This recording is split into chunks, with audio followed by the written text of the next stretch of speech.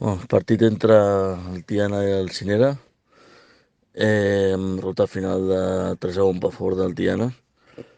El partit va començar amb domini del Tiana, fruit d'això una falta a la frontal al minut 13, que va xutar en Miki, va tocar amb un jugador, va desviar la trajectòria enganyant el porter.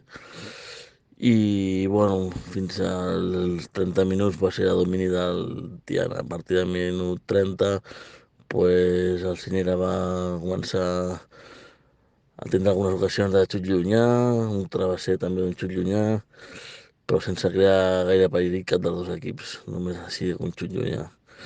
A l'inici de segona part va començar el Cinera apretant fort, fruit d'això va tindre dues ocasions clares i la tercera va fer l'empat al minut 52 i res, només sacar de centre al minut, una jugada, el Tiana va tornar a posar endavant 2-1 i bueno, en aquests moments però el Tiana es va tancar darrere sortint a la contra i fruit d'això en un córner, una contra, vam fer el 3-1 i bueno, el Cine va seguir intentant-ho però no va tindre cap ja més ocasió clara.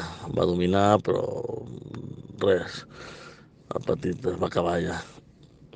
Al final, pues, victòria justa del Tiana